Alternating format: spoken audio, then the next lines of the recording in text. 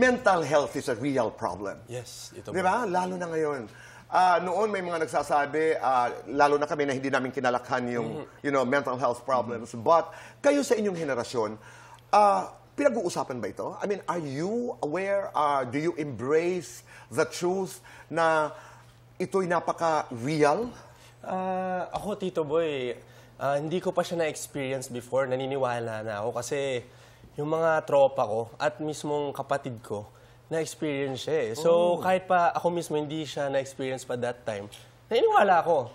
Hanggang sa umabot na sa akin mismo, ako mismo yung parang, umabot ako sa point, Tito Boy, na na-depress ako ng walang dahilan.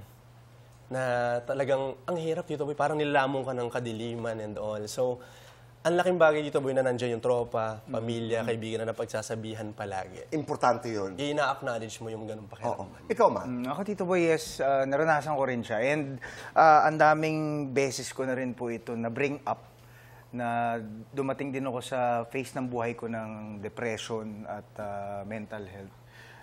Nagkaroon nga ako ng bashing last time kasi nagulat ako dun sa isang headline. Matt Lozano, gusto nang wakasan ng lahat. Pero matagal na kasi siya, 2016 pa. So, okay naman.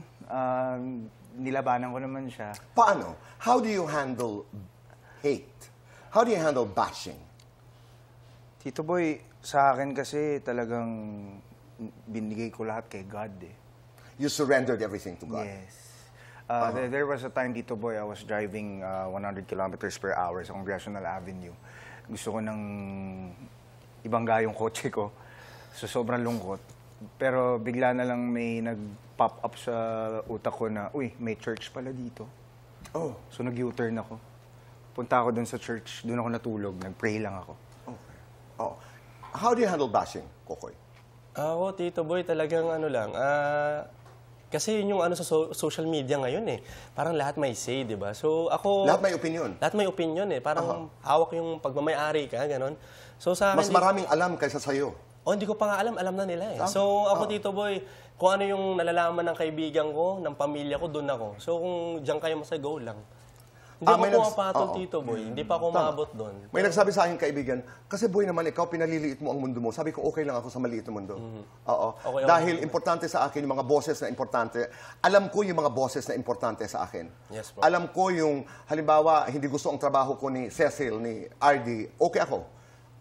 I know who they are. Yes, po. Pero I will not give anyone the power to control my feelings. Yes. Yung parang halimbawa, babasa lang ako at ang pangit mo, hindi ka marunong mag-host at ang yabang mo, etc. I'm not gonna allow these words to define who I am. Pero kung ikaw, Kokoy, ang magsasabi, ay pag-usapan natin. Kasi no, really, because I think you're making a point.